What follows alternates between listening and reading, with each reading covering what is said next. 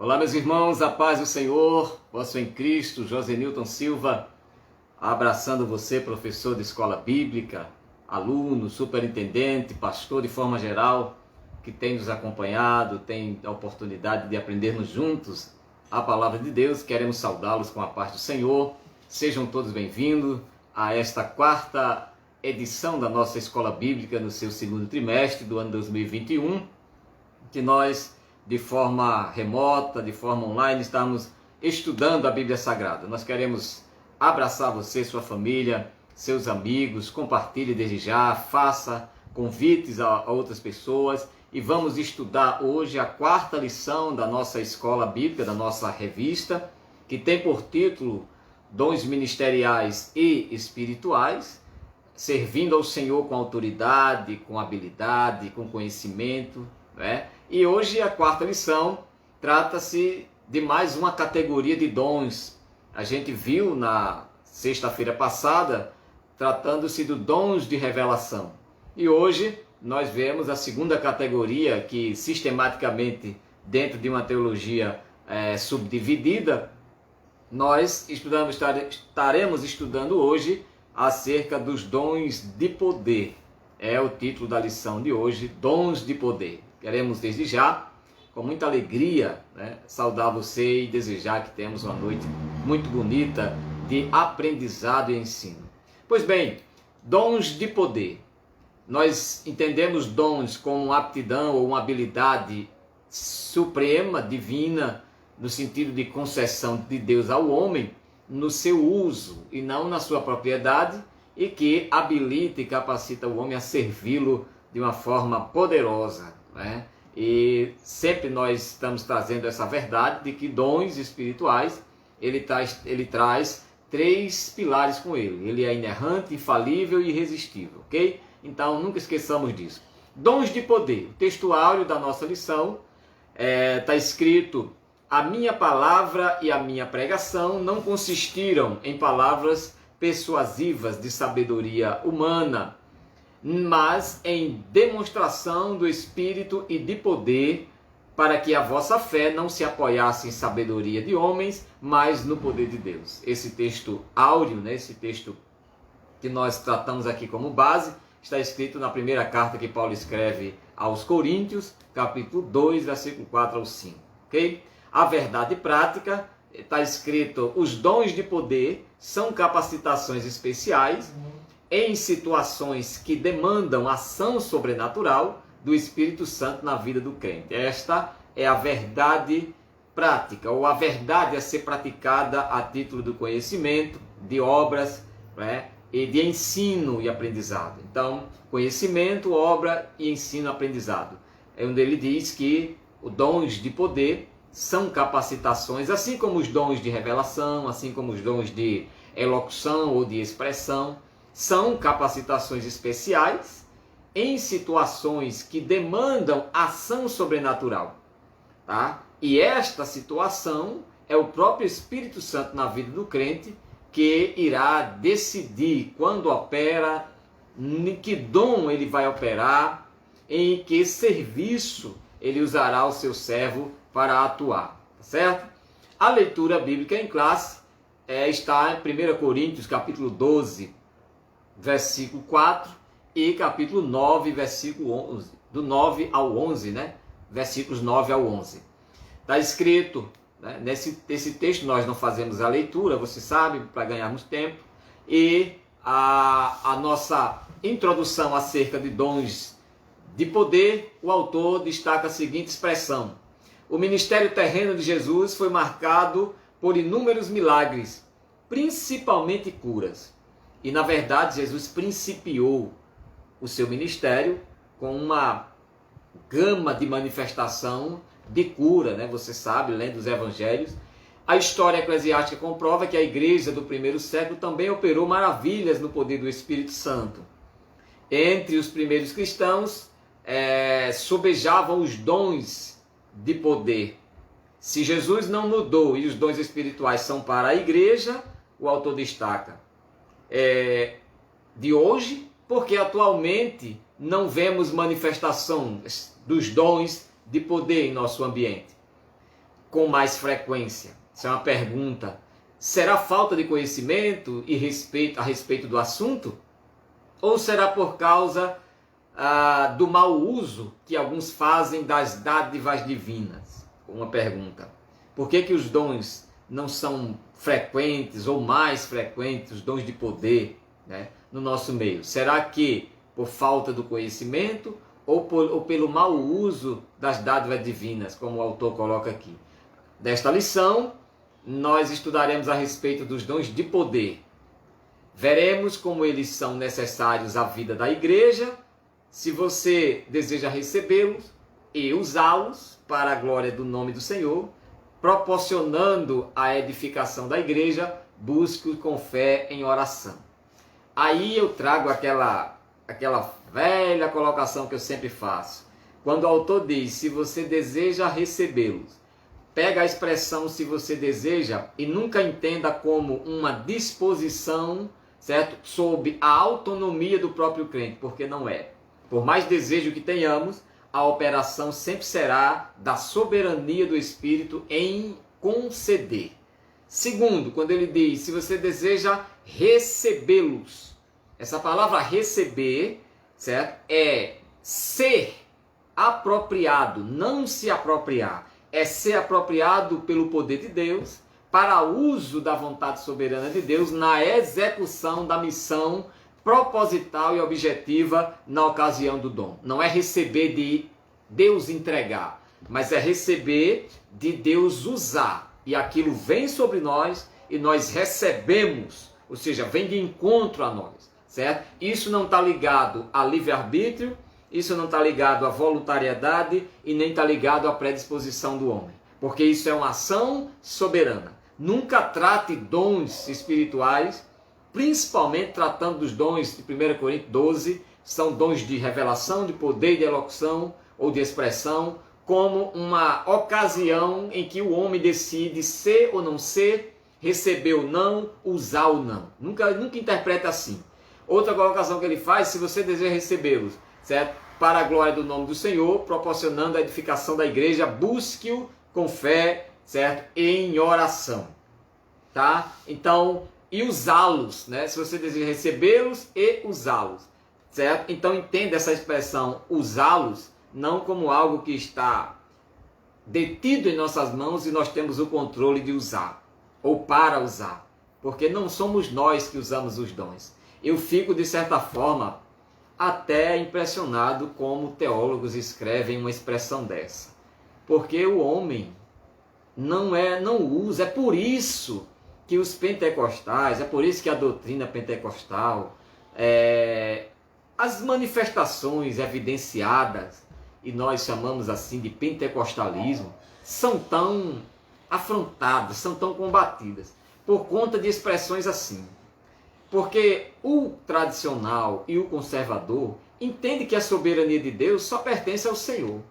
E se eu entendo como esse poder que nos capacita, classifico-os como dom, e esse dom tido como espiritual, e agora eu começo a dizer, se você deseja recebê-lo e usá-lo, então eu começo a caracterizar-me como alguém, como é que eu chamo aqui? Alguém, certo? Que está em consonância com Deus, em pé de igualdade, no sentido de usar.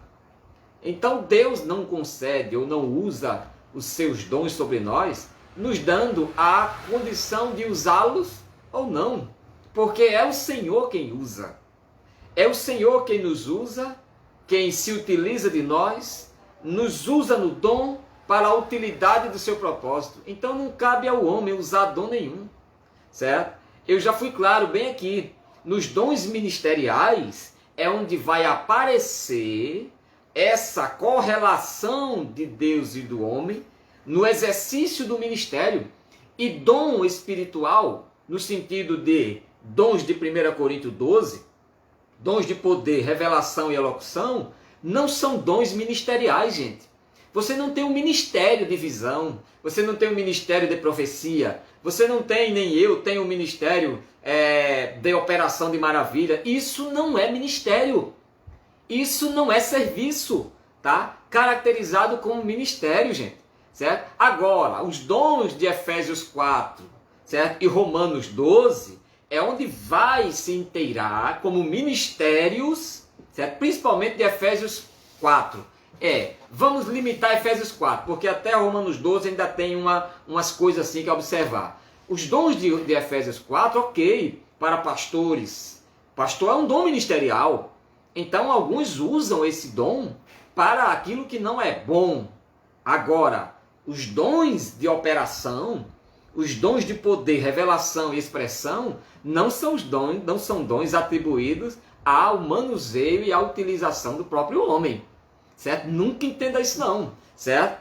Então, nós veremos aqui nesta lição como esses dons são tão importantes, né, para o nosso serviço, tá? Até para a estrutura do culto, né? Porque quando nos reunimos, o Senhor opera no nosso meio e começa a manifestar os seus múltiplos dons sobre nós, né? Então, nós vamos estudar hoje sobre isto, dons de poder. Dons de poder. Poder não é um dom. Classifica-se teologicamente dentro de uma sistemática de subdivisão de categorias, dons de revelação. Revelação não é dom.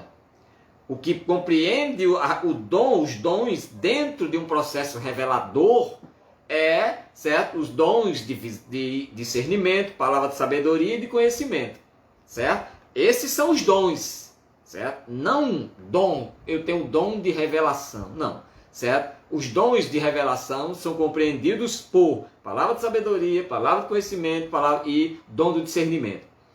Poder não é um dom, certo? Poder é uma manifestação, que aqui, classificadamente falando, vai trazer 3 ocasiões de dons, certo? Primeiro, dons da fé. Dons da fé. 1 Coríntios 12, 9. Certo?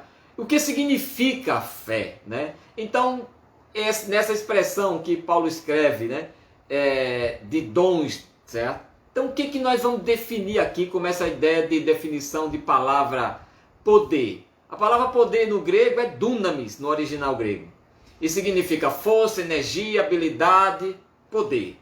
Tá? Então, quando a gente se refere a dons de poder, no original grego para dunamis, certo? É o dinamis, é a mesma tradução para força, energia, habilidade, poder, mas que normalmente se refere a algum agente de poder ou força capaz de realizar determinado trabalho, tá? E que nesse vocábulo dinamite, porque dínamos é a mesma tradução para dinamite, se deriva desse termo grego, e isso se ilustra a natureza da palavra, certo? Uma palavra que traz explosão de manifestação, tá? Então a palavra era usada para indicar milagres, maravilhas e feitos. Por isso que no grego o termo lá para a carta de 1 Coríntios vai estar dínamos, certo? Porque há 4 palavras, 4 definições originais para a palavra poder. E para o texto em apreço, a palavra que vai estar lá no grego é dínamos, certo? Que querem poder extraordinário, requerem poder extraordinário e sobre-humano. Essa palavra é empregada para indicar o poder que Pedro usou a fim de curar aquele coxo, né? Lembra ele chegando, né, às 3 horas da tarde ali no templo? Não tenho prata nem ouro, mas o que tenho eu te dou. Em nome de Jesus Cristo, levante e anda. Pronto, certo? Do Espírito Santo que seria dado aos crentes primitivos no dia de Pentecoste, ok? Então, a gente partindo dessa definição de palavra poder, esses dons de força, energia, habilidade, poder, tratando-se na operação de maravilhas, milagres e feitos, né, é o que vai nos situar para a gente definir esses 3 tipos de dons que inserido nessa categoria chamada de dons de poder. Por quê? Porque esse vai tratar da operação, certo? Vai tratar da função prática. Os dons de revelação, ele vai tratar muito daquilo que é, certo? Dentro de uma mentalidade, de uma psicologia racional. Lógico que investida do poder espiritual. Porque vai tratar de discernimento, mente. Vai tratar de palavra de sabedoria, vocábulo, mente. E vai tratar de palavra de conhecimento, que é mentalidade também. estes dons de poder, não. Esses dons de poder vai tratar literalmente de feitos práticos. Feitos ocasionados pela prática, pela ocasião, certo? E aí é onde se define essa palavra poder, tá? Então, antes de entrar nos 3 dons, né, que vai se tratar desses dons de poder, como é que a gente define aqui o propósito desses dons de poder? Por que eles vão aparecer para a igreja? Tá? Em 1 Coríntios 12, 9 ao 10, o apóstolo Paulo fala de segundo grupo de dons espirituais, que são dons da fé, dons de curar e dons de operação de maravilhas. São os 3 dons que estão inseridos nessa categoria de poder. Lembrando que poder não é dom. Dom, certo? É o que está revelado nessa categoria chamada de poder, que habilita, capacita a feitos, milagres e prodígios, né? Maravilhas. Essa categoria traz dons da fé, dons de curar e operação de maravilhas. E eles podem ser classificados didaticamente como dons de poder. Didaticamente como dons de poder, certo? E como o próprio nome já diz, estes são os dons que transmitem poder. Esses dons transmitem poder. Porque o Espírito, ao nos usar, ele expressa e manifesta em nós o seu poder através do dom operando em nós, ocasionando como seu instrumento de ação, tá? Então, Deus, ele conta com o crente como instrumento de ação para utilizar a ação dos seus dons e manifestação do seu poder. Ele bem podia ir lá e fazer, mas por graça e misericórdia, o Senhor usa-nos, né? Na sua grandeza, na sua glória, tá? Então, são recursos extraordinários que o Senhor Jesus Cristo, mediante o Espírito, colocou à disposição da igreja, sabe? Visando, primeiro, o aperfeiçoamento dos santos. Segundo, a ampliação do conhecimento de poder e da proclamação do povo de Deus. E terceiro, chamar a atenção dos incrédulos à realidade divina. Então, qual é o propósito dos dons de poder, gente? Primeiro, o aperfeiçoamento dos santos. Os dons nos aperfeiçoam como igreja, tá? Não nos fazem melhor do que o outro. Ele nos aperfeiçoa como grupo, coletivamente. Dom não promove ninguém. Dom ele promove a igreja, ele exalta a igreja. Porque o Senhor manifestando-se no meio dela. Segundo, qual é o propósito dos dons de poder? Trazer a realidade ao povo, a ampliação do conhecimento de poder e proclamação do povo. É ampliar o conhecimento, poder e proclamação, tá? Então, qual é o objetivo, o propósito do dom de poder? Primeiro, aperfeiçoar os crentes. Segundo, certo? É ampliar. Ampliar. Se é ampliar, é porque já existe algo e que agora só precisa crescer. Do contrário, não seria ampliar. Seria constituir, criar. Mas já tem-se o conhecimento, o poder e a proclamação, certo? Ou aclamar em favor de algo. Proclamar é aclamar em favor de algo. Proclamar a igreja é aclamar, certo? É manifestar a realidade da igreja em favor da igreja, do seu Deus, certo? Então, um dos propósitos é ampliar o conhecimento de poder, de conhecimento e proclamação do povo de Deus, certo?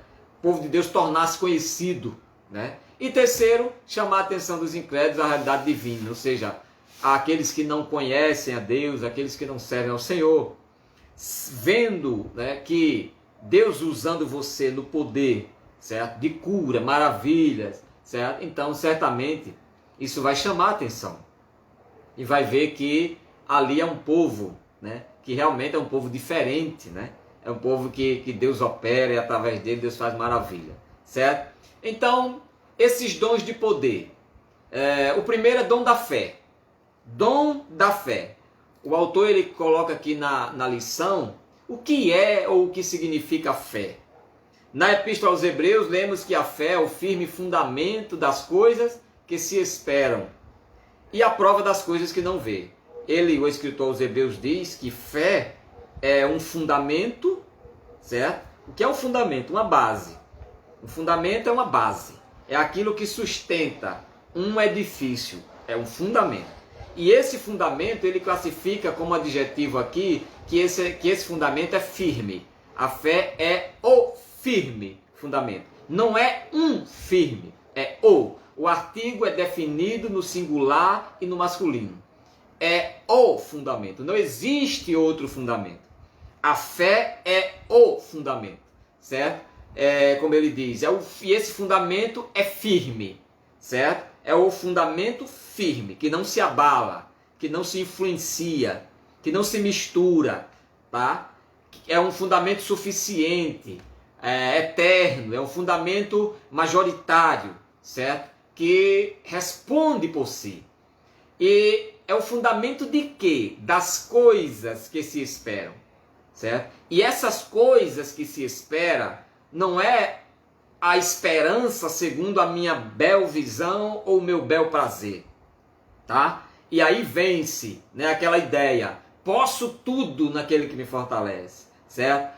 Tudo que eu pedir crendo, o Senhor me dá. Isso não tem nada a ver com um termo genérico para posso todas e peço tudo, certo? A ideia de é o firme fundamento das coisas que se esperam. Essa esperança baseada nestas tais coisas, elas são, certo, pré-determinadas com base nas moralidades e nas promessas de Deus. Então, quando eu espero aquilo que previamente, pelo conhecimento da palavra de Deus, pelo conhecimento da intimidade com Deus, o Senhor me fará esperar aquilo que me está proposto, aquilo que me está cabível, aquilo que o Senhor tem me direcionado à luz da sua palavra, à luz da sua orientação, à luz da sua comunhão. Não é eu esperar qualquer coisa ou tudo que eu quiser e eu agora dizer eu creio e vai me acontecer. Não. Você nota que o escritor aos Hebreus diz que a fé é o artigo masculino definido no singular. Firme, adjetivo que caracteriza aquilo que é sólido, aquilo que é irremovível, certo? Aquilo que não se mistura. Fundamento, base que sustenta, base que edifica, das coisas que se esperam, certo? Então, existem coisas que nos estão propostas. Existem coisas à luz da palavra de Deus que nos estão propostas para que a gente espere nelas, espere por elas, certo? Então, isso, com base nelas, é que se estende todas as outras coisas que aí compreende o desejo do nosso coração, compreende, certo, aquilo que nós necessitamos, e ao exercer o que classifica como definição de fé, que é um firme fundamento, nos apoiando sobre esse fundamento, certo? Nós não vamos sair da posição, antes vamos continuar crendo e esperando. Então o escritor aos Hebreus diz o que significa fé. Ele fala de um fundamento firme, um fundamento baseado em coisas e um fundamento que opera através da esperança, tá? Um fundamento que opera movido ou influenciado a uma visão de esperança. É o firme fundamento das coisas que se esperam. E ele também define fé em uma outra categoria. Ele também diz, e também é a prova das coisas que não se veem. Você vê que essas coisas aparecem antecedendo a esperança e antecedendo, certo, a visão, antecedendo o conhecimento. Ele diz que a fé é um firme fundamento, que nele estão as coisas que nós esperamos. E é a prova, certo? É a realidade invisível das coisas que nós não vemos. Então é isso que o autor define sobre fé. Isso é fé, certo? Essa é a definição bíblica sobre a fé, pois mostra tal confiança e dependência de Deus. Tá? Aprendemos com o contexto do capítulo 11 de Hebreus, conhecido como a galeria dos heróis da fé, que Deus é poderoso para fazer todas as coisas, sendo a nossa fé em Deus fundamental para as operações divinas entre os homens. Tá? É importante dizer que a fé, certo? Por mais categórica que sejam em suas definições e elementos, elas não determinam sobre a ação de Deus. Elas não predispõem, certo? Ou prepõem sobre a ação de Deus. A ação de Deus é sempre soberana. A ação de Deus vai sempre ser movida pelo aspecto da graça, amor e misericórdia. Independente de tamanha fé que eu tenho ou você, a operação de Deus sempre vai ser movida pela graça, amor e misericórdia. Entendeu? Certo? Por isso, muitas vezes Deus opera, e quase sempre a gente não está mais nem crendo, né? A gente está ali, o Senhor vai e faz. Porque se o Senhor fosse procurar fé, certo? Em nós, muitas vezes o Senhor não vai encontrar. Mas por obra e misericórdia do Espírito Santo, o Senhor opera. Isso não é prerrogativa para que a gente não alimente a fé. Mas, certo? Não é, certo, uma prerrogativa para que Deus nunca faça quando muitas vezes nos faltar a própria fé. Filosofia, né? Certo? Então, o que nós entendemos aqui? Certo? Que fé é isso? Firme fundamento e a prova das coisas que não se vê. É um fundamento do que espera e é uma prova do que se não vê. Tá? Fundamento do que se espera e prova do que se não vê. Tanto o que se espera como o que se não vê estão baseados num fundamento e numa prova. Tá? Num fundamento porque é sólido e numa prova porque, certo? Pela própria fé me faz real, me faz realizar, certo? Aquilo que eu espero, aquilo que eu não estou vendo ainda, certo? Existem 4 tipos de fé. A fé natural. A fé natural é o conhecimento produzido pela detida observação da natureza, tá? E essa, via de regra, ela conduz o ser humano a crer na existência de Deus. Por isso que não há homem nenhum que se justifique diante do Senhor. Porque mesmo que ele não seja crente e não tenha o Espírito sobre ele, a fé sobrenatural, a fé natural é suficiente para conduzir o homem ao aspecto da crença na existência de um Deus soberano. Entendeu? Isso aproxima o homem da criação de Deus, do plano de Deus, certo? Criador, criacional e criativo. Tá certo? Então não há quem se justifique. Essa é a fé natural. Tá? Esse tipo de fé pode ser encontrado, por exemplo, nos filósofos. A filosofia grega, embora desconhecesse os escritos dos profetas ou, certo, dos hebreus, né? Eles procuraram descobrir em algum ponto das suas especulações a presença inacessível do Criador de todas as coisas, conforme Paulo escreve em Romanos capítulo 1, 19 ao 21. Certo? Até os gregos, os pais da filosofia, né, eles procuraram encontrar, certo, em algumas especulações dos profetas hebreus, algo que os aproximasse da realidade, certo, do que eles mesmos, pela sua própria filosofia, certo, passaram a reprovar o que eles entendiam que existia. Só não tinha prova. Então você vê como a fé natural ela é um pressuposto que Deus concede ao homem para que ninguém se justifique diante do Senhor. Outro tipo de fé é a fé salvífica. Essa é proveniente da proclamação do Evangelho. Essa fé leva o homem a receber a Cristo como nosso único e suficiente Salvador. Essa fé salvadora só nasce no coração do homem através da pregação do Evangelho. Sem a mensagem da cruz não tem como gerar em nós ou não tem como nascer essa fé salvífica ou fé salvadora. Né? Pela fé sois salvos, pela fé, né, nos aproximamos do Senhor. Certo? Então essa é a fé salvífica, né, ou salvadora. E outra envolve a fé no aspecto fruto. Essa fé no aspecto, você vê que vai afunilando a comunhão, vai se tornando mais forte. Primeiro, uma fé natural, ninguém se aproxima da fé salvífica sem a operação da fé natural, porque é ela que conduz o homem à necessidade do aprendizado de Deus, através de tudo que se foi criado. Paulo chega a dizer no texto do início da carta aos Romanos, que tudo que se pode conhecer de Deus, desde a sua divindade, seu eterno poder, a sua criação, está revelado nos seus feitos. Está revelado na natureza, está revelado no firmamento. Tá? Então isso já expressa o poder criativo, criacional e criador de Deus. Certo? Então, aí vai se afunilando. O homem, através disso, se aproxima do conhecimento de Deus, gera nele, pela proclamação, pelo conhecimento e pela obediência ao Evangelho, esta fé salvadora, certo? Salvífica, que produz nele o aspecto fruto, que é o terceiro ambiente da fé. Tá? Aspecto da fé como fé natural, fé salvífica, e aspecto da fé como fruto. Essa elevadíssima confiança em Deus, desenvolvida a partir de uma íntima comunhão com Ele, ou com o Espírito Santo, né? É uma fé constante, paciente e regular. Independe de circunstâncias, ela nasce como resultado de um singular relacionamento do crente com a palavra de Deus. Fé como fruto, fé natural, fé salvífica e fé como fruto do Espírito em nossas vidas. A fé que é produzida pela comunhão, tá? Quanto mais comunhão se tem com o Senhor, mais fruto vai gerar. Não é assim?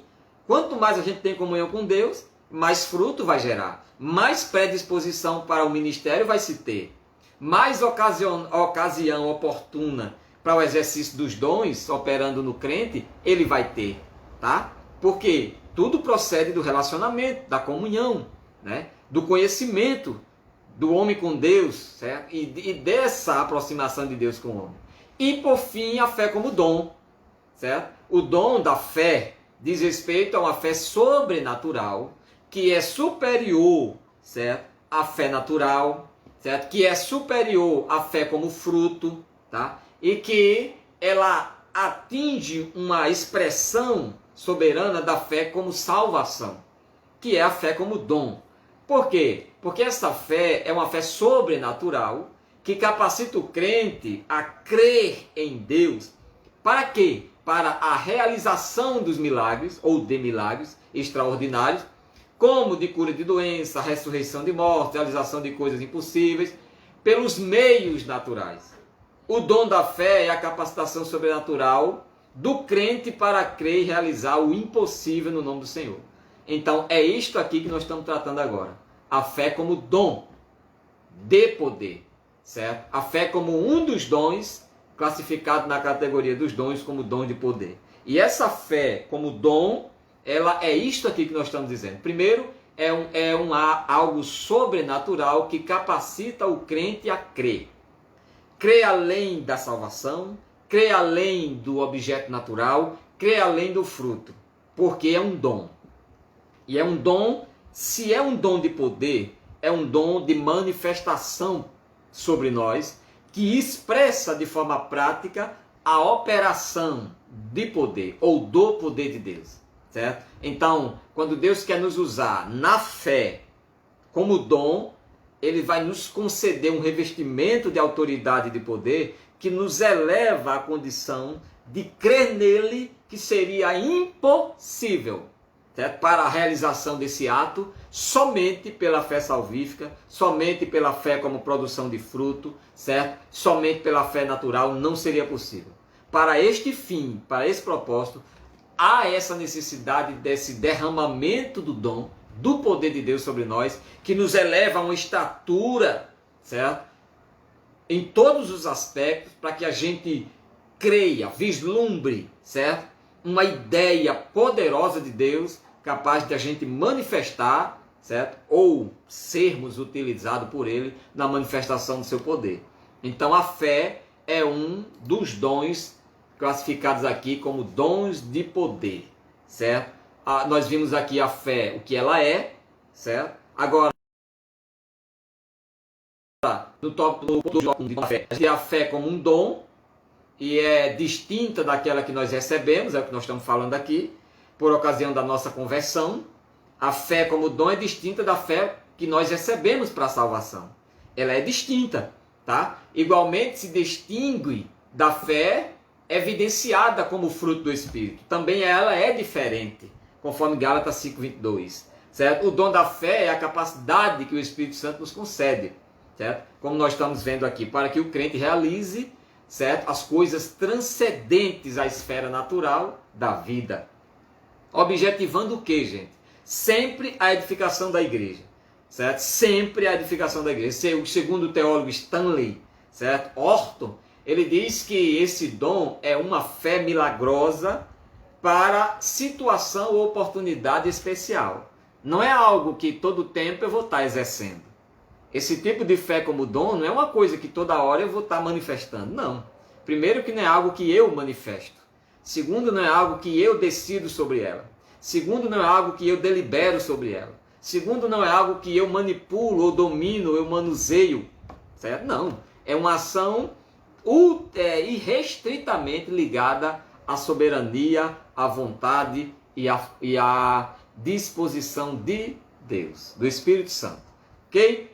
No subtópico 3 de o que significa fé, se percebe, ou no dom da fé, a gente vê agora exemplo bíblico do dom da fé.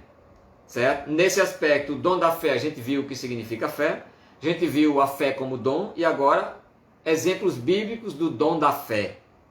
Quando guiou o povo de Israel na saída do Egito, se aproximou do Mar Vermelho, e já na iminência de ser destruído por Faraó, Moisés disse: não tem mais, estai quietos e vede o livramento que o Senhor Deus te dá, né? Porque os egípcios que hoje vistes, nunca mais vereis para sempre. O Senhor pelejará por vós e vós vos calareis, diz Êxodo 14, 13 e 14. Então Moisés viu pela fé o livramento do Senhor, antes do fato acontecer. Por isso que a fé, certo? No sentido ambiental dela, é uma prova do que nós não estamos vendo. E Moisés, ele se utiliza aqui, é revestido dessa manifestação do dom da fé, quando ele diz que esses egípcios que vocês estão vendo, nunca mais vocês vão ver. Esta é uma boa demonstração bíblica do exercício do dom da fé. Lógico que nas páginas hebraicas, né, do Velho Testamento, a gente não vai ver essa expressão teologicamente classificada como dons espirituais, certo? Mas como uma manifestação do poder de Deus sobre tal pessoa, que é nada mais nada menos que a realização, a evidência desses dons, certo? Então, partindo desse princípio aí, a gente viu aqui o primeiro dom de poder, que é o qual? Dom da fé. Não primeiro aqui na ordem de uma escala ascendente, né? Mas para título didático, pedagógico de estudo. A gente viu primeiro que o dom de poder, qual o primeiro dom aqui estudado? Dom da fé, certo? Dom da fé. Quantos tipos de fé? 4. Fé natural, fé, certo? Salvífica, fé como fruto e fé como dom, tá? O aspecto do dom aqui, de poder, é esse quarto aspecto da fé que nós estamos vendo aqui, que é classificado como dom. Segundo dom aqui, certo? Que nós estamos vendo na lição, é dons de curar. É o segundo dom na categoria de poder. Dom da fé, dom de curar, certo? O que são dons de curar? São recursos de caráter sobrenatural para atuarem na cura de qualquer tipo de enfermidade, certo? Isso é o dom de curar, certo? São recursos, ok? Eu já expliquei o que é essa palavra recurso, né? Recurso é uma disposição paralela ao procedimento natural que nos capacita e nos ornamenta a prosseguirmos em um curso. Se você está ensinando, você tem um recurso, né? Você utiliza. Quem trabalha com um departamento infantil, né? Elas utilizam os recursos, né? Para visualizar, né? A sua mensagem, né? Para vislumbrar a título dos seus ouvintes o que ela está querendo dizer. São recursos, né? Então são preparações que oferecem argumentos para a trajetória do curso que ela está querendo seguir. É um recurso. O dom de curar é um recurso, é algo que o Senhor se utiliza aquilo na minha vida para que eu, de forma sobrenatural, atue, certo, no poder de Deus para curar todo tipo de enfermidade. Por isso a expressão está no plural, certo?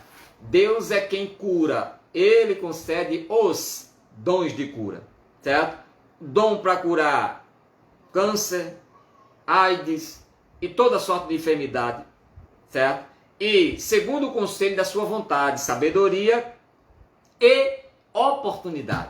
Então o dom ele vai operar nessas 3 áreas. Segundo o conselho de Deus, segundo a vontade de Deus e segundo a utilidade de Deus para o que for proveniente, para o que for próprio, tá? Não é qualquer hora que eu vejo ali o enfermo e eu vou dizer, não, eu tenho o dom de curar, eu vou fazer e vai acontecer. Não, certo? Primeiro que extraindo a ideia do dom de cura, e se for tomar a ocasião do poder conferido a todo crente para no nome de Jesus Cristo ele curar enfermo, tá? Isso é uma expressão, certo? Que é outorgada a todo crente que recebe de Deus essa essa autoridade por meio da salvação, de que qualquer crente em Jesus Cristo, em comunhão com Deus, em obediência à sua palavra, o Senhor vos conferiu autoridade para curar enfermos, certo? E serviente do dom, esse revestimento, envolve aí uma manifestação soberana de Deus que produz uma ação irresistível, inerrante e infalível, certo? Que é a ocasião do dom. Quando nós nos utilizamos do nome de Jesus, da ocasião como crente, para operar algum ato de cura, baseado no poder que o Senhor nos deu, é falível, certo? Pode-se não acontecer, dada alguma condição minha, de falta de fé ou coisa parecida. Mas o dom da fé, ou melhor, o dom da cura, certo? Dons de curar, quando Deus nos usa, aí não. Aí, certo? Se Ele decidir usar você no dom para manifestar aquela cura sobre alguém, aí, meu filho, certo? Vai acontecer, porque é inerrante, infalível e é irresistível, certo? Isso só funciona para a ocasião dos dons, tá? Porque envolve a soberania de Deus numa extremidade gloriosa, certo? Então, a gente vê aqui que esses dons de curar, o Senhor concede os dons, a ideia está no plural, certo? Sabedoria, no tempo de Deus, no momento de Deus. E no Antigo Testamento, o Senhor manifestou ao povo de Israel como Jeová Rafá. Rafá em hebraico é aquele que cura, ou Deus que cura, né? Então, o Senhor que sara, significa Rafá, né, em língua hebraica. Então, a concessão desses dons à igreja deve-se à necessidade de o evangelho ser anunciado como uma mensagem poderosa ao não crente. Por que que há essa necessidade dos dons de curar no meio da igreja? Por isto, certo? Pela necessidade do evangelho ser anunciado, certo? Como uma mensagem prática de poder, tá? Como uma mensagem poderosa àquele que não conhece Jesus, aquele que não é crente, certo? Tantas vidas, ao verem o poder prático de Deus na vida deles, se converteram. Vamos lá para a Bíblia? Está escrito que Paulo estava preso, Paulo e Silas. Quando o carcereiro viu aqueles milagres acontecendo, a operação de poder de Deus operando, certo? Ele perguntaram o que é preciso fazer para ser salvo, não é? Então, tantos outros, quando viram o poder de Deus se manifestar, se converteram, certo? Talita, certo? Cume, né? Que significa menina, aquela menina estava doente, quando Jesus operou o dom de curar, ressuscitando aquela menina, os pais se converteram, certo? Quando Jesus operou o dom de maravilhas, né? Através dele, a ressurreição de Lázaro, os que estavam ali passaram a crer no Senhor. Então, por que há essa necessidade de dons de cura no meio da igreja? É para se mostrar? Não.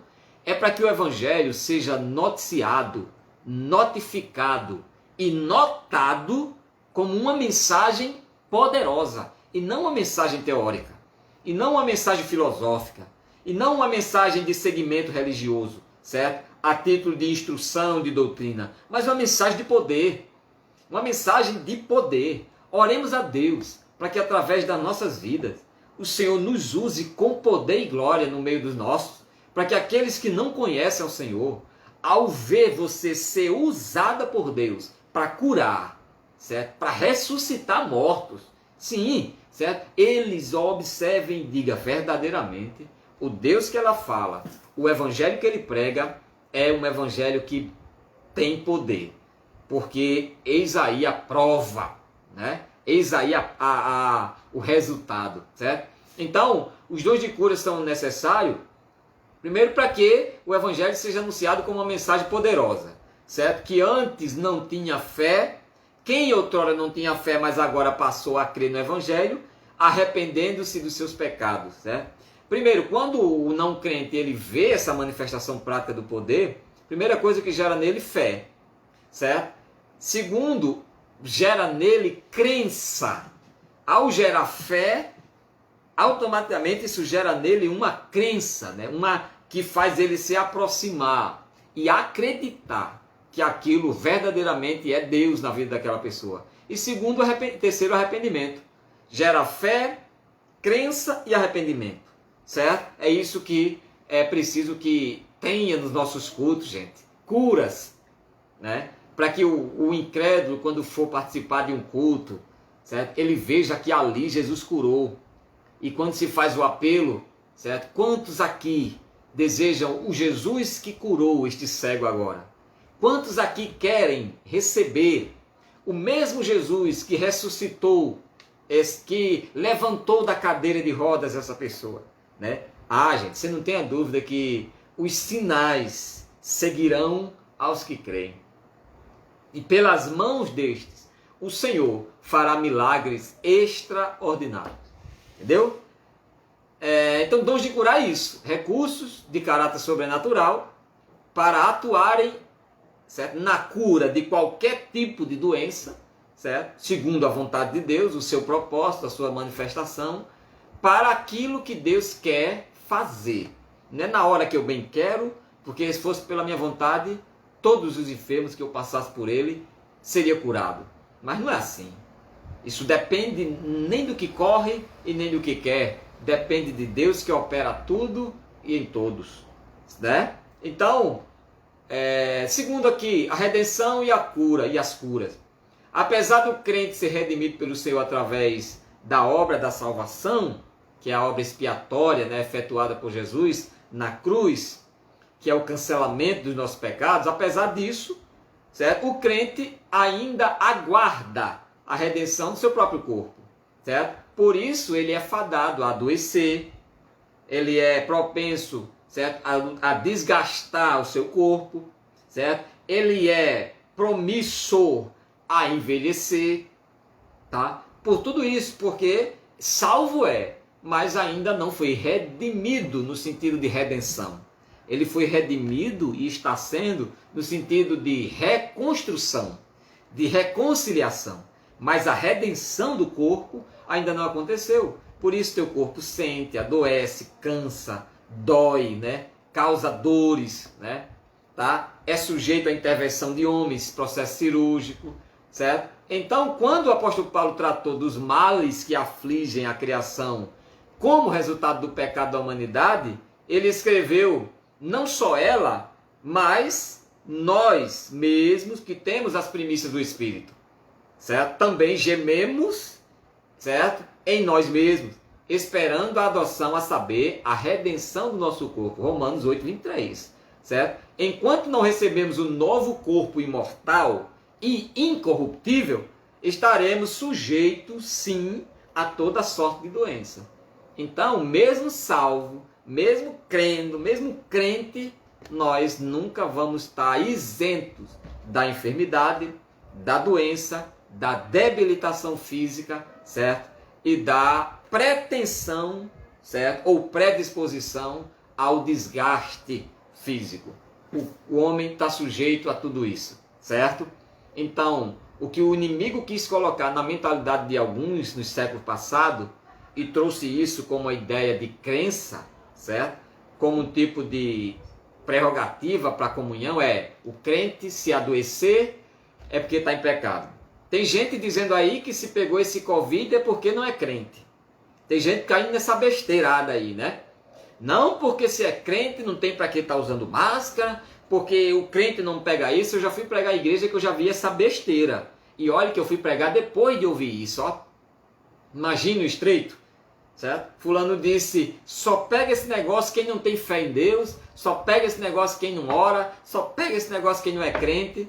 Olha a heresia, a ignorância de uma pessoa como essa, certo? Olha a que ponto uma pessoa como essa que se diz, e olha que são gentes que rodam, que pulam, que falam em línguas estranhas e papai, tá. São esses aí que ficam com esses mirabolismos, esses malabarismos espirituais, certo? Que são mais danças, certo? Teatrais, religiosas, rituais falsos, que vêm com essas impregnações na mente das pessoas, dizendo que se você for crente, se você crê, você não pega isso, você não pega aquilo, portanto não precisa usar máscara, não precisa de cuidado nenhum, certo?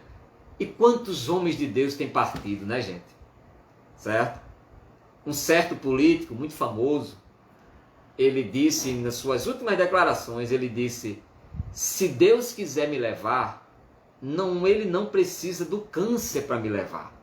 E se ele me levar, não foi o câncer que ajudou a fazer isso. Perfeito. E olha que ele não era crente, viu? Certo? Ele não era crente de jeito nenhum. Mas ele disse: Deus não precisa de doença para resgatar o seu povo. Mas o Senhor, na sua soberania, para exemplificar, certo, o seu tratamento com o mundo e com a igreja, Deus se utiliza das suas ferramentas, dos seus vasos, para fazer como ele quer. Certo? Ezequiel, Deus disse a Ezequiel: eu preciso mostrar ao meu povo como eu me sinto com eles. Portanto, eu vou tirar dos teus olhos as tuas delícias. Quando foi à tarde, Deus tirou a esposa de Ezequiel. Ou seja, Deus quis fazer isso. Disse a Ezequiel: assim eu me sinto, como um esposo sem a esposa. E Deus fez isso tirando a esposa de Ezequiel. Certo? É incrível, né? Mas é Deus fazendo. E, gente, certo? Essa ideia de que se adoecer é porque não é crente, isso não existe, viu? A redenção e as curas, elas são coisas distintas, né? Enquanto nós não vermos a redenção do nosso corpo, as curas, elas serão um desafio a ser realidade por meio da ocasião das enfermidades. Portanto, os dons de curar, eles precisam ser buscados pelo crente, não para estar se mostrando, até porque Deus não usa quem se mostra, até porque dom, eu vou dizer de novo, os dons de 1 Coríntios 12, que são classificados como dons de poder, de revelação e de expressão, eles são dons de manifestação espiritual, promovente ou proveniente de Deus. Não são ministérios. O homem não tem ministério de curar, o homem não tem ministério da fé, o homem não tem ministério de discernimento. Isto não são ministérios. Isto são dons específicos na atuação do Espírito Santo sobre o crente, capacitando, habilitando e tornando apto para exercer uma função determinada por Deus para o momento. Não é para todo sempre, é para o momento. É diferente dos dons ministeriais que a gente vai ver lá na frente, que são os dons de Efésios 4. Estes são dons ministeriais. A uns o Senhor chamou, ou Deus, para profetas, pastores, apóstolos, doutores e mestres. Estes são dons constantes, são dons permanentes, certo? E que aí sim há essa habilitação de correlação para o desenvolvimento do dom. Quando Paulo disse para Timóteo: Timóteo, desenvolva o dom que há em ti, ele não estava falando de dom de revelação, dom de poder, nem dom de elocução. Ou seja, ele não estava falando de dom de discernimento, palavra de sabedoria e palavra de conhecimento. Ele não estava falando dos dons de poder, de cura, operação de maravilha e dom da fé. Não. Ele estava falando de dons ministeriais. Ele estava dizendo: Timóteo, você vai com um dom, com uma chamada pastoral. Desenvolva, desperte, certo? O dom que há em você. Ok? Então, dentro dessa ideia de dons de curar, a necessidade desses dons. A gente viu o que são dons de curar, a gente viu a redenção, que é a glorificação do nosso corpo, que é o estado perfeito de isenção de toda qualquer enfermidade. Isso vai acontecer quando Jesus nos buscar, certo? E agora a necessidade desses dons. Os dons de curar são necessários à igreja da atualidade. No mundo incrédulo, em que a medicina se desenvolve rapidamente, o ser humano pensa que pode superar Deus, né? Tem gente que acha que pode, né? Tá? A humanidade precisa compreender a sua limitação e convencer-se da sublime realidade de um Deus Todo-Poderoso que em sua misericórdia e amor concede sabedoria a homens e mulheres para multiplicar o conhecimento da medicina, visando o bem-estar, certo? De todos. Quanto aos dons de curar, ou os dons de cura, são manifestações de poder sobrenatural que o Espírito Santo colocou à disposição da igreja. De Cristo, os dons são algo, primeiro, predisposto pelo Espírito à igreja, certo? E não é para o mundo, é para a igreja, certo? E a igreja de Jesus, porque tem igreja de homem por aí, viu? Tem muitas igrejas de homens, muitas denominações de homens, certo? Mas os dons são para a igreja de Cristo. Se você vê um lugar em que o homem quer manipular, em que o homem quer mandar, em que o homem quer ditar sobre a vida do crente, então essa igreja não é de Jesus. Ela pode ser igreja, mas de Jesus não. Porque a palavra igreja é a mesma para eclésia, comitiva, comissão, ajuntamento de povos, que segue um mentor, que segue um líder. Isso é igreja.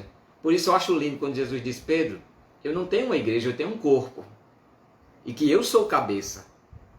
Certo? Porque a ideia de Jesus na formação do seu povo, para a integração, certo, da sua coletividade, nunca foi eclésia, foi corpo. Certo? A ideia de corpo, e que corpo tem os seus membros. E os seus membros trabalham juntamente para o desenvolvimento do outro. Trabalha para a locomoção do outro. Trabalha para a manutenção do outro, né? A tua mão trabalha para o benefício da outra, não é assim? O teu pé trabalha para o benefício do outro, certo? De forma que todo mundo está juntamente ligado, como disse Paulo, interligado, certo? E entretecido uns com o outro, né? Da forma de tecer, desenvolve para a múltipla conjunção do próprio corpo. Jesus nunca veio formar uma igreja, Jesus veio formar um corpo. Certo? O que acontece é que Pedro, num pensamento grego, romano, queria uma eclésia, queria fazer parte de uma comitiva, de uma comissão. Afinal, os gregos, com seus mais de 6.000 deuses, certo? Tinham cada um os seus mentores, que existiam seus seguidores. E Pedro, pasme, embora judaico de carteirinha, hebreu de pé roxo, né? Da religião judaica, estava sendo influenciado tremendamente pelo pensamento romano, certo? Que estava entrando em Jerusalém como um aspecto de libertação arbitrária, né? Em que o povo queria ser liberto daquilo e que queria um mentor, queria um gladiador, queria alguém que pudesse fazer suas guerras, né? E todo mundo achava que era Jesus. Aí Jesus vem montado num jumentinho. Jesus vem com vestes simples, nascido, certo? Não em Jerusalém, porque eles esperavam que eles viessem pelo menos, certo? De uma plataforma, certo? Visível, né? Aquela coisa bem, certo? Mas Jesus vem assim e disseram, não, então esse aí não é o que vai nos libertar. Aí Pedro disse, certo?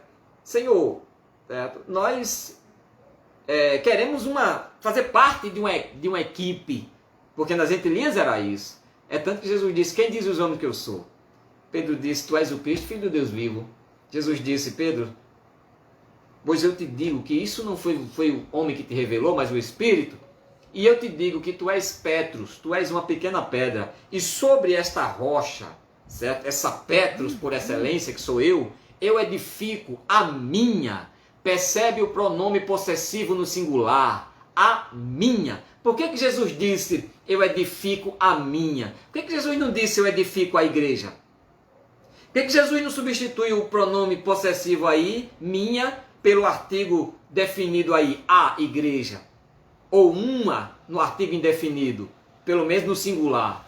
Por que ele não faz isso? Mas ele diz sobre esta pedra que sou eu, Pedro, eu edifico a partir de você, eu edifico a minha igreja, eu edifico a minha igreja. Por quê? Porque tinha outras igrejas, tinha outras eclésias, tinha outros segmentos, como tem muitos outros no nosso meio.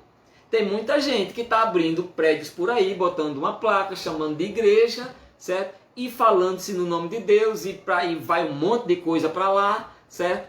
E mais de igreja de Jesus, certo? Quem vai provar é a palavra de Deus. Se lá se prega a palavra de Deus, os usos e os costumes cristãos, baseados nos rituais de culto, certo? Nos seus ritos próprios de culto, de adoração e de serviço, se tiver de acordo com a Bíblia, essa igreja é a igreja de Jesus. É aquela que Jesus disse, Pedro, certo? Sobre mim eu edifico a minha. Porque a minha igreja é diferente da igreja dos gregos, é diferente da igreja dos romanos, é diferente da igreja dos denominacionais, é diferente dos fariseus, dos saduceus, dos zelotes e dos essênios. A minha igreja é diferente, certo? Porque ela será marcada pela minha presença, pelo meu poder, pela minha santidade, pela minha vontade, certo? Isso é para explicar a ideia, certo, de que os dons de cura, eles são necessários na igreja do Senhor, certo? Para que a humanidade reconheça que Deus tem poder para sarar todas as doenças, certo? O mundo só vai acreditar que Deus tem poder para fazer quando, por meio da igreja, o Senhor fizer. Aí o mundo vai ver e dizer, realmente, o Deus que esse crente prega é um Deus verdadeiro, porque ele disse e ele fez, né? Mas enquanto a gente ficar só na teoria, Deus cura, Deus faz, e não vê Deus fazer, certo? A gente expõe, certo? A gente expõe o evangelho ao questionamento, à dúvida, certo? Por isso tenha muito cuidado a você que prega, a você que vai aconselhar e dizer assim, olha, Deus vai fazer. Porque você não sabe se Deus vai fazer.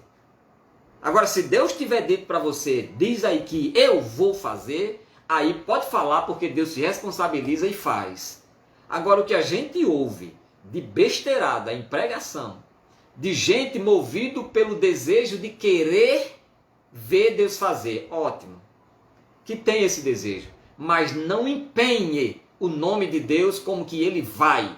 Antes diga, se Deus quiser, por meio da nossa fé aqui hoje, se Deus quiser, por meio da soberana vontade dele, ele pode curar, ressuscitar, ele pode abrir porta, ele pode fazer, certo? Porque o texto está, Deus pode todas as coisas, além daquilo que pedimos ou pensamos, porque Deus é poderoso para fazer, certo? A expressão poderoso aqui é Deus pode de possibilidade e Deus pode de autoridade. Então, quando Paulo diz Deus é poderoso, ele está dizendo, olha, diga aí que eu posso fazer, no sentido de que eu tenho poder, e diga que eu posso fazer no sentido de possibilidade, no sentido de que eu posso oportunizar a realidade do feito. Mas não vá nessa irresponsabilidade de dizer, gente, o Senhor nessa noite, Jesus vai curar.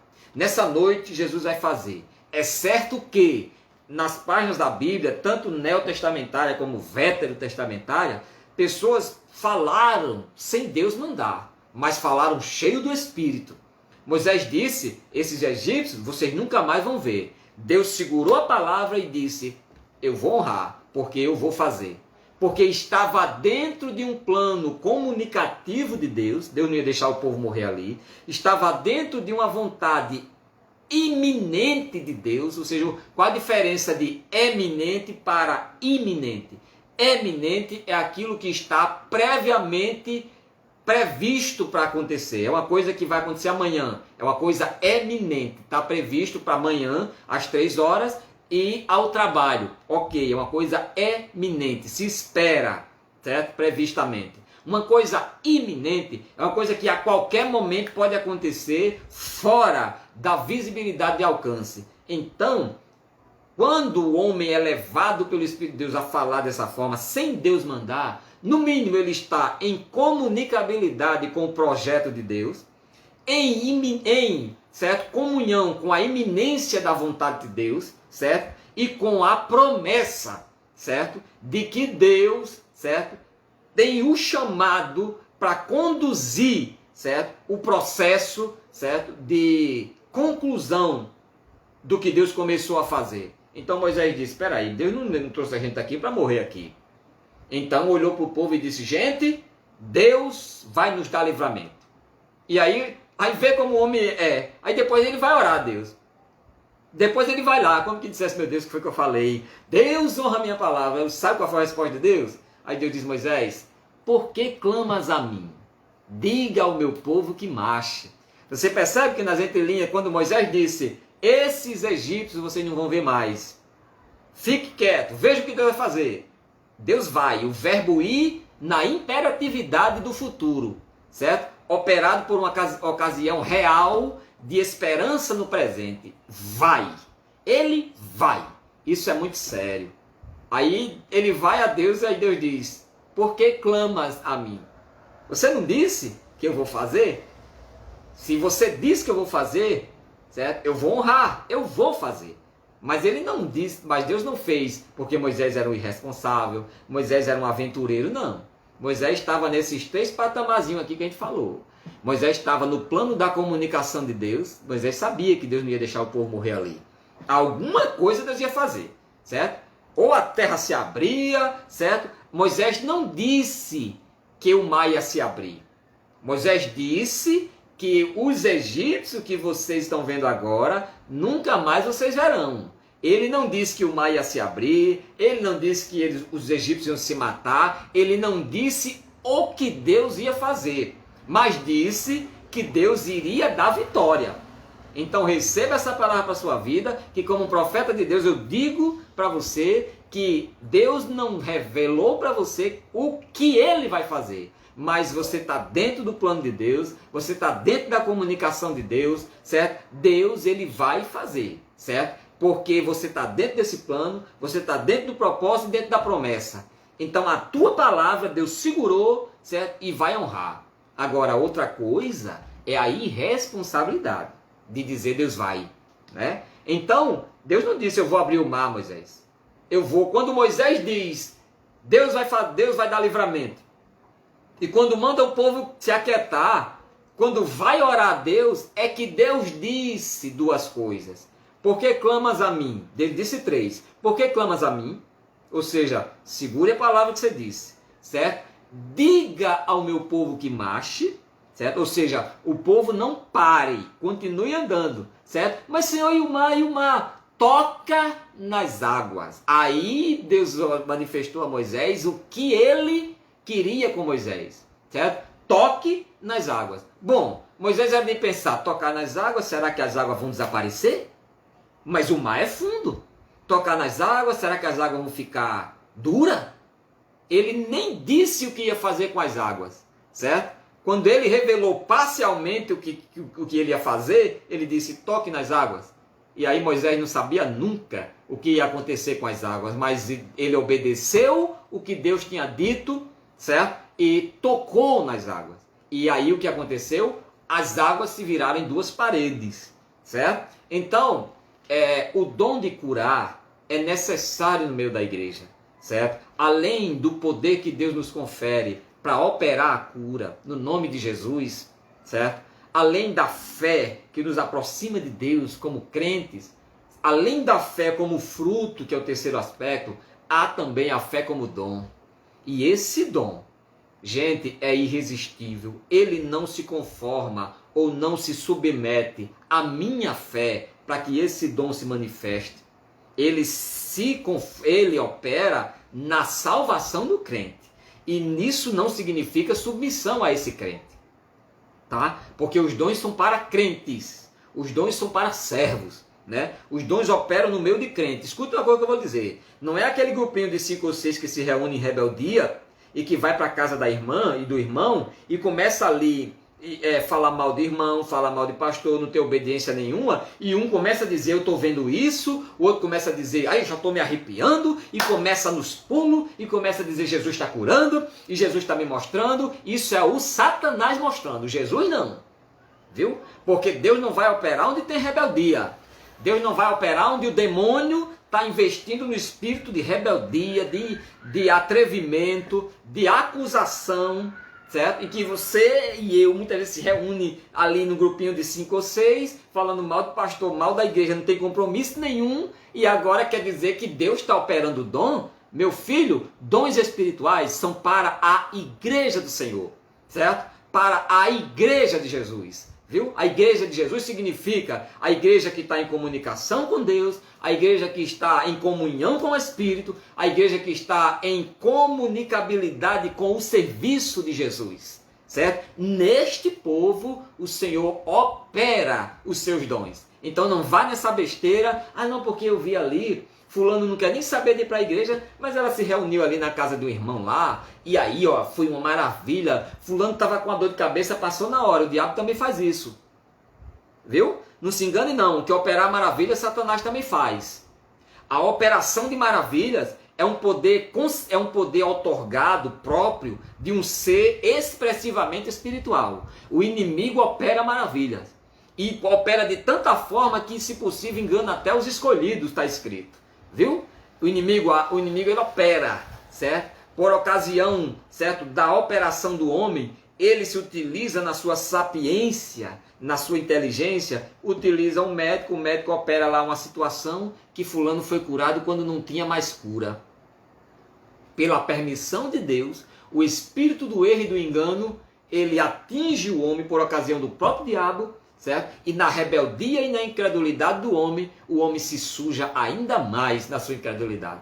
Não se engane, viu? Rodinhas de crente em rebeldia, achar que Deus está manifestando cura, achar que ali Deus está operando, que o Espírito Santo está revelando, está mostrando. Ah, irmão, Deus está me revelando que ontem Deus deu um livramento ao irmão. Ainda diz mais, foi ou não foi? Aí o irmão chorando diz, foi. O diabo não sabe, meu irmão. Satanás não sabe que ontem teve esse negócio com tu? Ele mostrou para fulano no meio de uma roda que já é dele, para que o fulano pense que ali o Espírito Santo está mostrando. Ah, meu filho, os dons espirituais são para o crente, são para a igreja do Senhor em comunhão, em serviço, certo? E em conhecimento de Deus, e não para rebeldes que se reúnem. Por isso que Paulo diz, quando vocês se reúnem para a igreja de Corinto, vocês se reúnem para pior e não para melhor. Porque cada um se reúne segundo a sua própria vontade e não para obedecer, certo? E por fim, terceiro dom de poder, primeiro dom da fé, segundo dom de curar, certo? E agora dom de operação de maravilhas, tá? Dom de operação de maravilha. O que é isso? Dom de operação de maravilha é um dom que realiza obras extraordinárias além do poder humano. Obras extraordinárias. A Bíblia diz que pelas mãos de Paulo, Deus operava milagres extraordinários. Gente, pense comigo aí. Se o milagre já é algo fora de ordem, no sentido de compreensão, ocasião e atuação humana, porque foge do poder do homem, se o milagre em si já é algo sobrenatural que foge do nosso poder, que dirá um milagre extraordinário? Pense comigo, algo extraordinário, extra significa aquilo que é acrescentado de forma atenuante, adicional, aditiva àquilo que já se tem, extra. Tanto quando você trabalha, você diz, eu vou fazer hoje hora extra. Você já fez 8 horas, ou 16 horas, ou 12 horas, e agora vai se acrescentar mais algumas horas. Essas horas chamam-se de extra, porque é algo que foi acrescentado. Milagres extraordinários, certo? Ordinário é uma coisa programativa que segue a uma ordem de condução, de processo, de ordenação. Ordinário é aquilo que é crescente ou decrescente. É algo que obedece uma sistemática de crescimento ou de decréscimo. O que está se tratando aqui é que pelas mãos de Paulo o Senhor fazia obras que era extra, algo que se acrescentava que já a partir do que se tinha, mas era algo novo, era algo fora de ordem, gente. Fora de ordem. Milagres, obras extraordinárias, é algo que não acontece de qualquer momento ou de forma constante. É coisa que foge da ordem das coisas. E Deus é poderoso para fazer o extraordinário. Tá? Qual era o ordinário aqui? Era alguém que estava com o braço quebrado, Deus restaurar o braço e aquele alguém voltar a manusear o seu braço de forma normal. E qual é o extraordinário? O que é que foge da ordem natural dos milagres? É quando alguém não tem braço e o braço começa a crescer. Isso é extraordinário. Fora de ordem, sabe? Quando a gente procura e imagina, diz assim, não, isso aqui certo? Para ver isso aqui, certo? Só coisas extraordinárias. A operação de maravilha, ela gira em torno do extraordinário. Se milagre no nosso meio já faz coisas maravilhosas, já faz coisas poderosas, imagina Deus usando o seu povo na operação de obras de maravilha, certo? Obra de maravilha. Quer ver uma obra de maravilha? Elias chegou e disse assim: segundo a minha palavra, durante 3 anos e 6 meses não cai nem orvalho aqui. Nem nas rosas se percebe o orvalho. Operação de maravilha. Fechou-se os céus. Não choveu 3 anos e 6 meses. Certo? Quer ver a operação de maravilha? Certo? Ananias e Safira, quando se recusaram a obedecer um decreto, uma orientação que os apóstolos deram de, ao vender suas propriedades, trazerem aos pés dos apóstolos. Isso não quer dizer que você vai vender sua casa e levar para a igreja não, viu? Certo? Vai nessa besteira do povo da Universal não, viu? Eu sei que esse vídeo aqui, ele vai para o Facebook, vai para o YouTube, e o povo vai ver quantos quiserem. Mas eu digo sem temor nenhum, não vá nessa besteirada da Igreja Universal do Reino de Deus não. Isso é antiético, pastor? É antiético? Entenda como quiser, viu? Não vá nessa besteirada não, viu? Porque isso aí, venda sua casa, traga tudo para cá, traga moto, traga carro, porque Deus vai lhe abençoar, viu? Não vá nessa jogatina não, viu? Que tenta manipular e desvirtualizar sua fé não, viu? Ananias propôs, os apóstolos proporam ali uma concordância para suprir a necessidade de todo mundo no início da igreja. Ananias e Safira desobedeceram e mentiram. Na mesma hora, os apóstolos disseram assim: olha, certo? Por que mentistes? Certo? Tá aí os pés daqueles que vão te levar daqui. Ele cai morto. Operação de maravilha. Coisa extraordinária. Certo? Então, o que é esse dom de maravilha? Certo? Ele gira em torno daquilo que realiza obras extraordinárias. Além do poder humano. Além do poder humano. É algo que não está ligado somente à questão da salvação, e nem tampouco também da fé como fruto, certo? É algo que vai além disso, é algo que é investimento do dom, da capacitação segundo o poder, a vontade e o tempo de Deus. Por isso que é algo tão sublime o dom, porque não é a hora que eu quero, não é do jeito que eu quero, não é quando eu quero, e não é o que eu quero, é o que o Senhor quer nos usar. Agora, como um bom crente, eu devo entender que a igreja, ela existe nos cultos para que os dons se manifestem no meio dela. Dons de revelação, palavra de sabedoria, palavra de conhecimento, discernimento. É para que nos cultos se manifestem os dons de poder. Dom da fé, fé para crer e realizar coisas maravilhosas. Dons de curar todo tipo de enfermidade que existe ali, e dons de operação de maravilha. Agora, tudo isso vai acontecer na hora que eu quiser? Na hora que eu quiser ligar o botãozinho e eu dizer, seja curado? Não. O dom espiritual, ele não é um ministério, ele é um ministério quando ele é classificado como chamado. Aí é onde está lá em Efésios 4. Quando ele é classificado como chamado. Chamado ao pastorado, chamado, certo, a compilação dos escritos dado ao doutor, certo, ao apostolado, enfim, nós vamos ver lá na frente. Mas os dons do Espírito, conforme dons de operação, de função, certo, conforme Paulo mostra em 1 Coríntios 12, isso aí não é ministério. Isso aí não é algo que Deus chama o homem e diz, eu vou te usar assim. Não. É algo que ele olha para mim e para você e diz, irmão, ou melhor, filho, né? Ainda que ele não diga que vai, mas vamos conjecturar aqui, ele dizer, eu vou lhe usar nisso. Pronto. E decide usar. Certo? E decide usar. E aí não é algo ministerial que vai se fazendo, certo? Certo? Que vai se executando segundo a vontade do homem. Entendeu? Certo? Então, Paulo orienta a não sermos ignorantes. Certo? Quanto ao conhecimento dos dons, quanto à sua operacionalidade, quanto à sua utilidade e função. Quando a gente não se mostra conhecedor disso, a gente vai achar que tudo que estiver acontecendo ali são os dons espirituais. Como a gente não conhece, se mostra ignorante quanto àquilo, aí vai dizer, não, aquilo ali é Deus usando o dom. Aí vem a dúvida, mas fulano não tem compromisso nenhum com Deus? E Deus vai usar ela nos dons? Certo? E Deus vai usar, se o dom é para promover a unidade, para promover a harmonia, a comunhão, como é que um rebelde vai promover a união de nada? Como é que alguém desobediente, alguém que vive de falar da vida dos outros, de todo mundo, alguém que provoca contenda no meio da igreja, e agora alguém vai ali simplesmente, alguma coisa alguém diz, isso foi dom do Espírito, não é não, viu? Tira o cavalinho da chuva, que não é não, viu? Viu?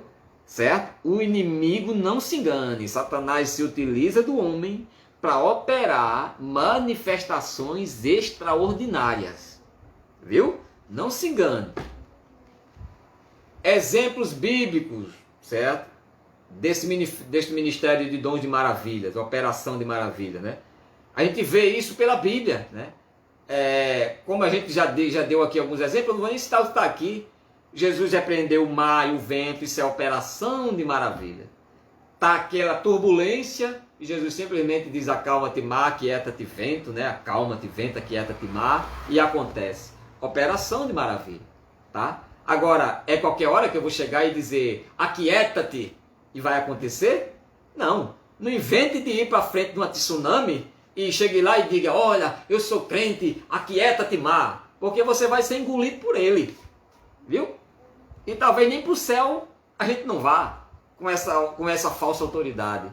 Agora, o uso do dom faz você se acordar de madrugada, faz você estar do jeitinho que tiver, e irresistivelmente, infalivelmente, inerrantemente, a operação acontecer, certo? De fato, entendeu? Então, cuidado, viu? Em nome de Jesus. Tem muita gente por aí se reunindo de forma rebelde, toda desculhambada e tudo, certo? E um diz que viu, o outro diz que sentiu, o outro diz que se arrepiou, o outro diz: eu fechei os olhos, misericórdia, eu estou vendo umas correntes caindo aqui. Deus me revelou que isso, aqui, aquilo outro. Gente, pelo amor de Deus. Os dons de revelação, ele não atua, certo? Como muitas vezes a gente chama o dom de visão. Sabe esse dom de visão que a gente diz que a gente tem? Ah, Deus usa no dom de visão. A gente fecha o olho e Deus mostra. Em que categoria de dom isso vai entrar? Vamos pensar comigo. Será que é dons de revelação? Palavra de discernimento ou do conhecimento? Palavra de sabedoria? Certo? E palavra do conhecimento? Exatamente. Essa coisa de visão que a gente diz que Deus mostrou a alguém, isso está dentro do dom do discernimento. Deus te fez discernir o que só o mundo espiritual é capaz de ver. É o que a gente chama em uma expressão comum entre dom de visão, mas não existe dom de visão, certo? O que está dentro do dom de revelação aí é o discernimento. Deus te deu o discernimento, de repente você fecha o olho e alguma coisa nitidamente te vem, e você olha aí, parece que você viu, certo? Discernimento. Quer prova disso? Eliseu estava cercado pelos sírios, não tinha para onde correr, os seus servos estavam preocupadíssimos, vão perder, vão morrer, e Eliseu estava com a visão de Deus naquele negócio. Deus estava usando Eliseu no dom de revelação, que qual é o dom de revelação? Um dos três, ou de sabedoria, ou de conhecimento, ou de discernimento. E era aí que Deus estava usando Eliseu, no discernimento de fato e de espírito. Eliseu estava vendo cavalos e carruagem de fogo. Aí Eliseu faz um apelo a Deus e diz: Senhor, abre os olhos desses meus servos e faz eles enxergarem o que eu estou vendo.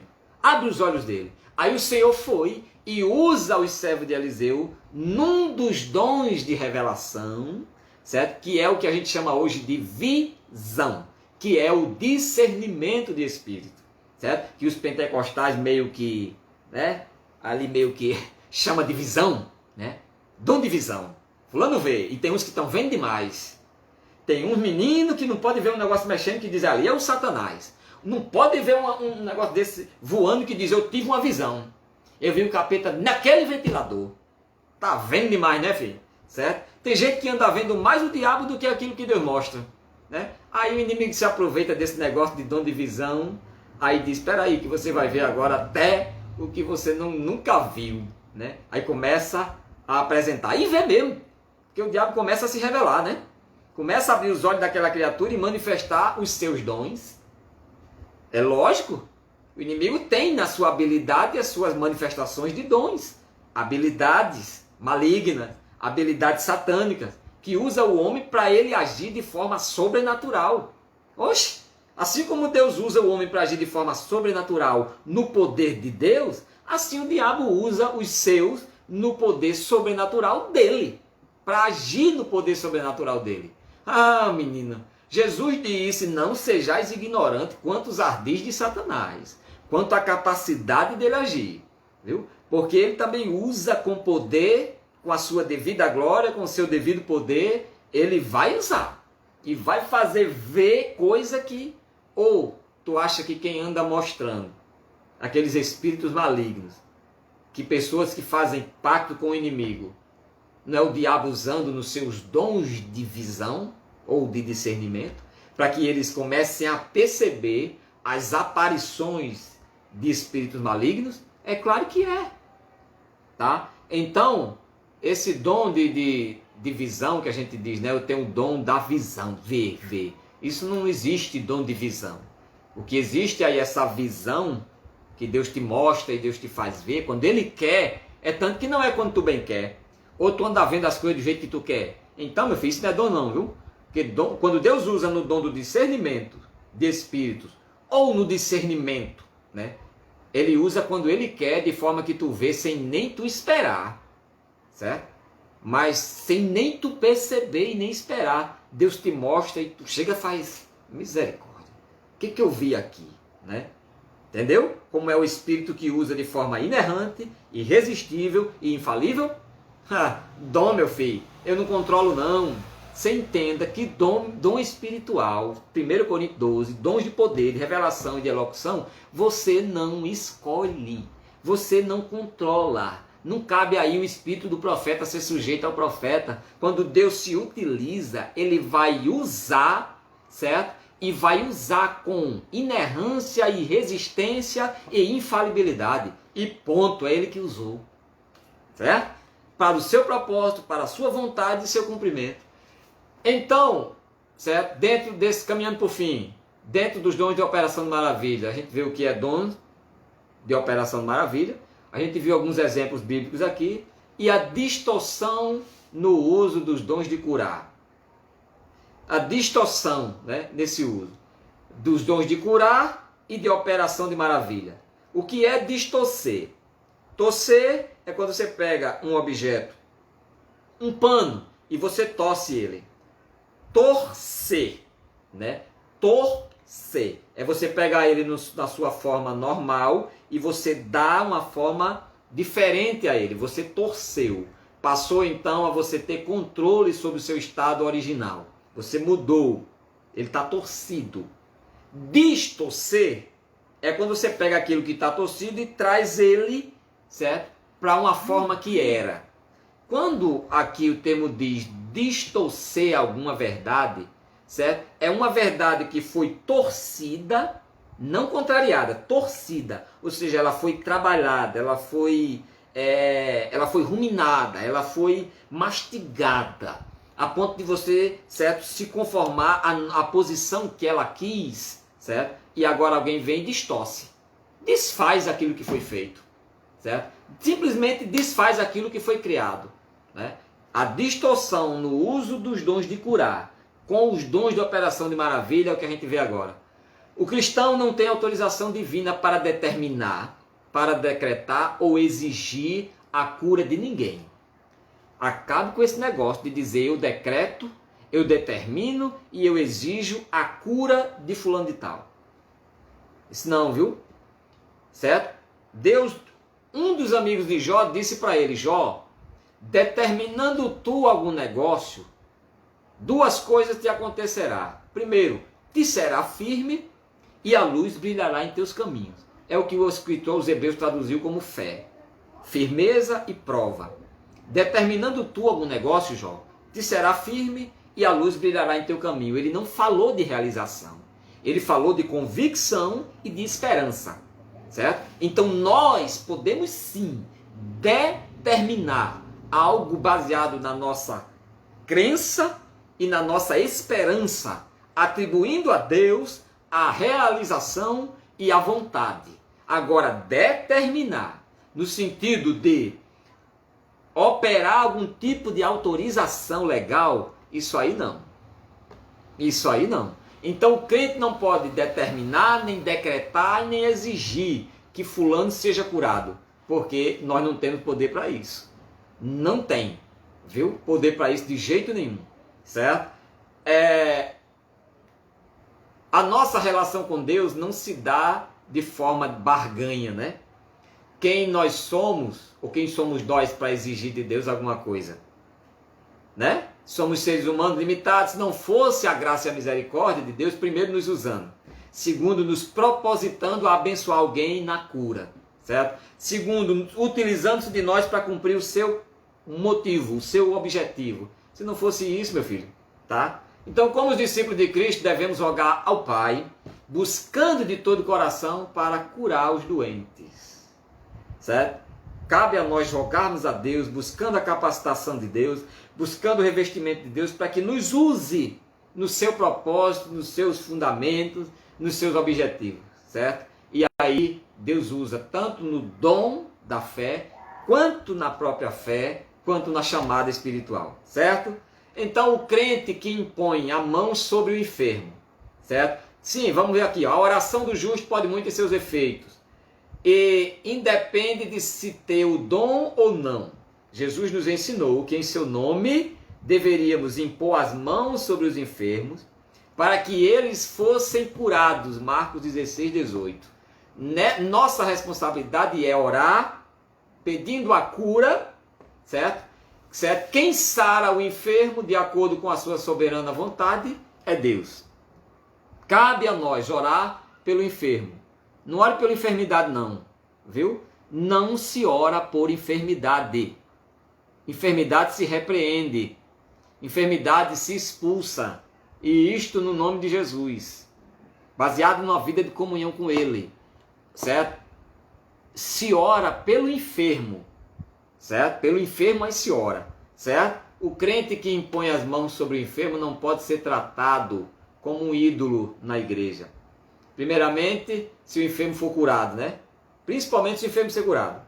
Nem podemos imaginar, porque aconteceu um milagre aquela vez, sempre vai acontecer de novo.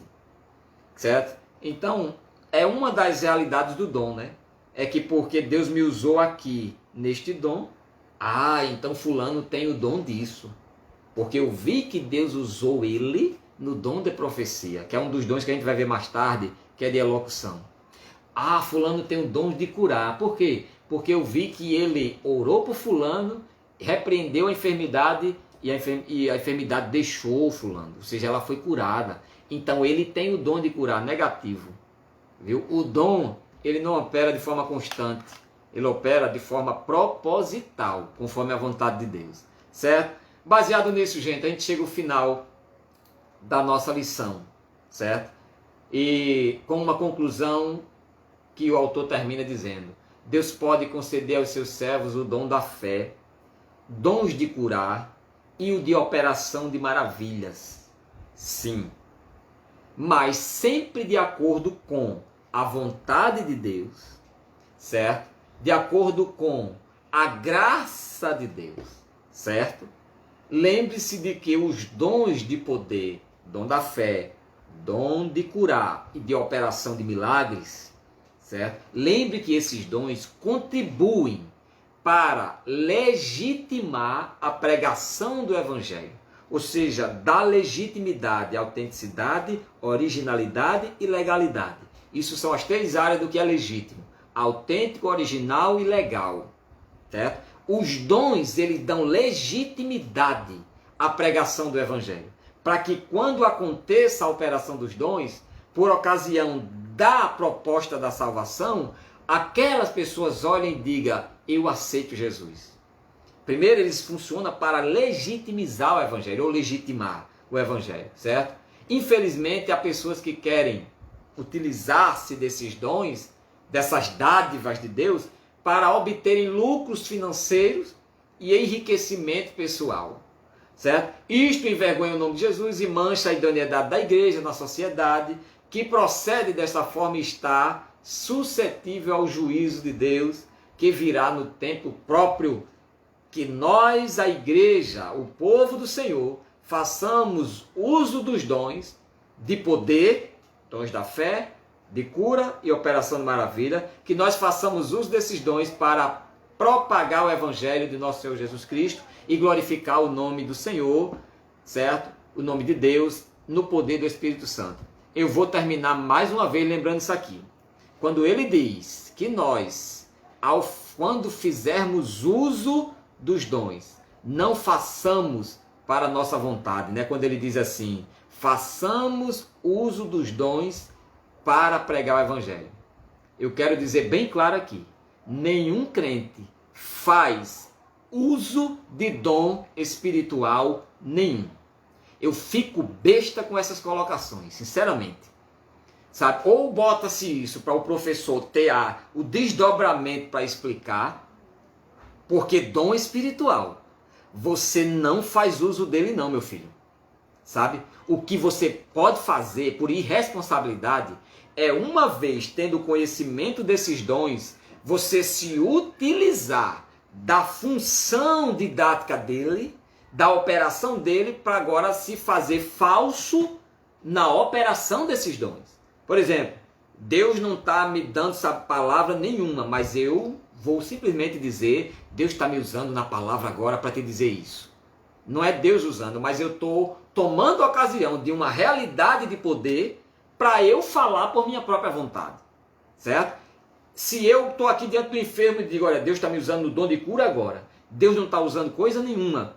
Mas eu simplesmente quero usar a realidade da existência desse dom. E agora dizer que eu estou operando ou usando esse dom é outra coisa. Agora, homem nenhum vai fazer uso do poder soberano, extraordinário, que é o dom de Deus sobre a vida dele.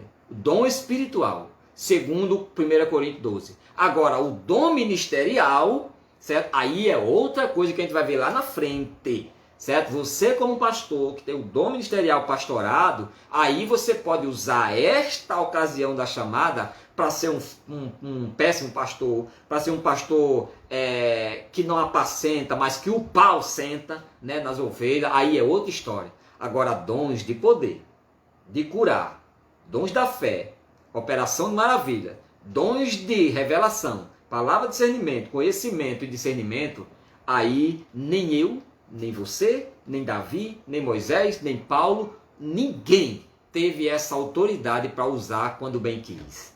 É o Espírito que usa o homem como ele bem quer, para o que ele quiser e na hora que ele quer. E ponto final. Ok? Deus abençoe. Passei do horário um pouquinho, né? Mas valeu pela tua paciência. Que Deus te abençoe. Espero que sirva para o teu crescimento. Espero que sirva para agregar aí, né, na nossa caminhada cristã. Que Deus nos use nos dons de poder. Que no meio da tua casa Deus te use nos dons de poder. Deus me use nos dons de poder. Dons de curar, dons da fé, sabe? Dons de operação de maravilha. Davi disse, nas tendas do justo, a voz de júbilo, a cântico de vitória e a mão do Senhor faz proeza, faz milagre. Que na tua tenda Deus te use com poder e grande glória. Eu profetizo pelo nome de Cristo, na autoridade como igreja, que na tua casa o Senhor vai te usar no dom de curar, vai te usar nos dons de operação de maravilha, vai te usar nos dons de milagres. Prepara-se para ver coisas lindas, porque aqui, né, Deus tem falado conosco, tem nos ensinado, e pela palavra dele nós seremos ricamente abençoados. Que Deus abençoe. Até a próxima sexta-feira, querendo o nosso poderoso e eterno Deus. Um abraço, um beijo no coração, certo? Que Deus continue nos unindo como igreja, livrando-nos de todo mal e nos conduzindo até o grande dia do Senhor. Deus abençoe, obrigado, fica com Deus. O vídeo fica no Facebook e vai também para o nosso YouTube. Vai lá no YouTube, deixa aquele teu joinha, ou assim, mas é importante demais para que o vídeo tenha credibilidade, ok? Vai lá, em nome de Jesus eu te agradeço. Deus abençoe, a paz do Senhor, vosso em Cristo, Josenilton Silva.